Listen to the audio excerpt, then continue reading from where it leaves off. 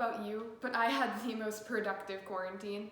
Like seriously, I got so much done that I'd been putting off pre-Rona. I built, no, I baked a ton of bread, started a massive garden, and I built a house. You may be wondering where a girl like me found the time or the energy to do so much. And the answer is simple: Minecraft. Over the past couple of months, you've probably heard 1,000 variations of that same story. How great everyone was doing in lockdown compared to you. But why was everyone so adamant about sharing that? As people dealt with the intense emotions of having to put their lives on hold for months at a time, many people turned to appearing productive instead of coping. And this productivity surge has led to an increase in toxic positivity. Many people don't really know about or understand toxic positivity, even though it has immense effects on our daily lives. A study by the CDC found that 40% of adults in 2020 struggled with mental health, and it's in part due to toxic positivity.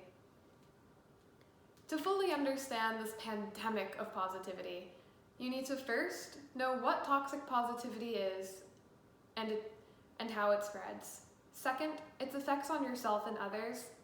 And third, steps you can take to avoid it. Toxic and positivity don't really seem like they should go together, but in reality they do. Samara Quintero, a respected psychologist, defines toxic positivity as an ineffective overgeneralization of a happy and optimistic state across all situations.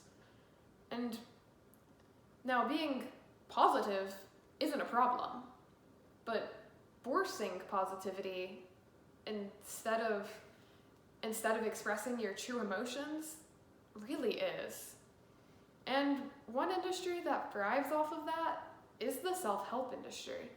The self-help industry is worth around $11 billion and is expected to grow to $13 billion by 2022, according to market data research's estimates.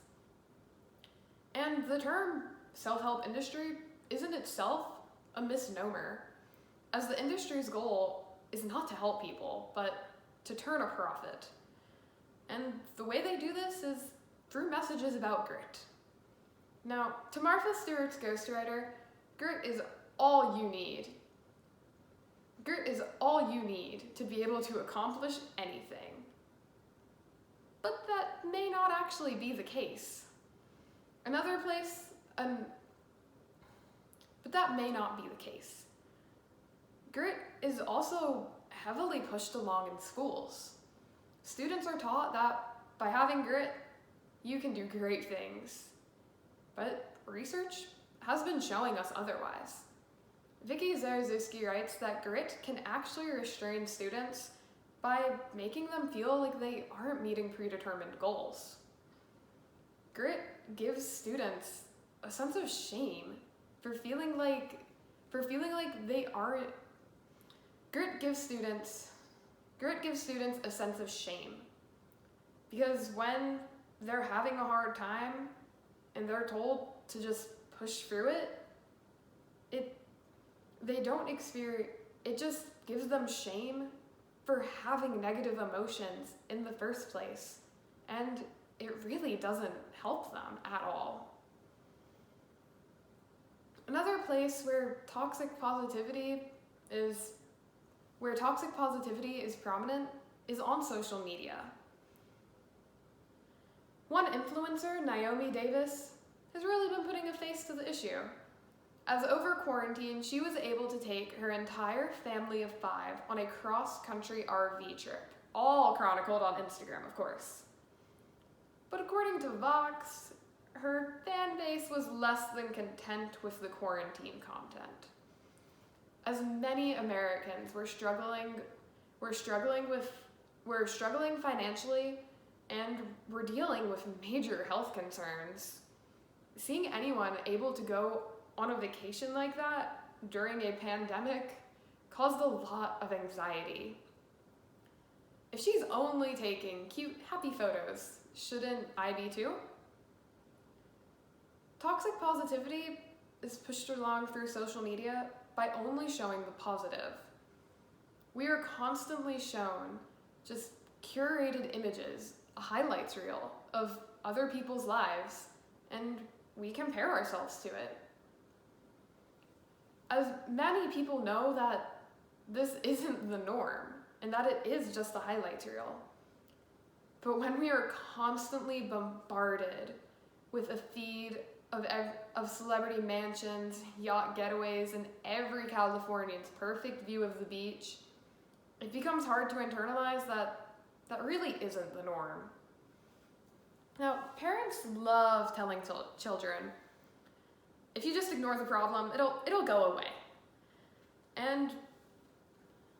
But that type of long-term emotional suppression can have lasting consequences. A study by James Gross found that that it takes a lot of energy to shut down an emotion once it's up and running. And in doing so, we often end up even more agitated and tense. So while suppressing a negative emotion in the moment may feel good then, if you do it often enough, it could be having long-term effects on your mental health. A different study by Konstantin Lukin found that suppressing emotions can lead to anxiety and depression. This is because by suppressing emotions, you internalize it. By not expressing it in any way, you just let it sit. You just let it sit in your brain, and it can leach into your thoughts and into your daily life, causing you to have a negative tint over a longer span of your life instead of just dealing and processing with the emotion. Toxic positivity, being toxically positive, also has an effect on those around you. Brene Brown writes that the energy source of shame is silency, secrecy, and judgment. By invalidating others' emotions, you make them feel judged, which in turn brings them to secrecy and silence. You make them feel like their emotions aren't valid and that they shouldn't express them, which has the same effects as if you were toxically positive to yourself, with the added effect of ruining a relationship with a loved one. Well, everything I've done over quarantine was in Minecraft. I too have been toxically positive during these unprecedented times. It can be really hard not to be toxically positive to yourself and to others, because it is part of our brain's way of just trying to convince ourselves that we're fine, that we are just doing great, even if that's not the case. So a good first step to limiting toxic positivity is to Marie Kondo your social media. Unfollow accounts that don't spark joy while continuing to interact with ones that do.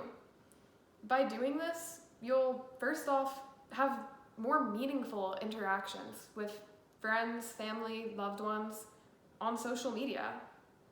And you'll also be comparing yourself to other people less and less. The next step is to stop undervaluing your emotions and achievements. If all you've done during your spare time is upgrade your Minecraft base, that's okay if it makes you happy. Don't let comparison to others limit your own joy. While you may not have really known about toxic positivity, by now knowing its effects, toxic positivity's effects on yourself and others, by now knowing what toxic positivity is and how it spreads, its effects on yourself and others, and finally, steps you can take to avoid it, you too can help end this epidemic of good vibes only and usher in an age of accepting emotions, good or bad.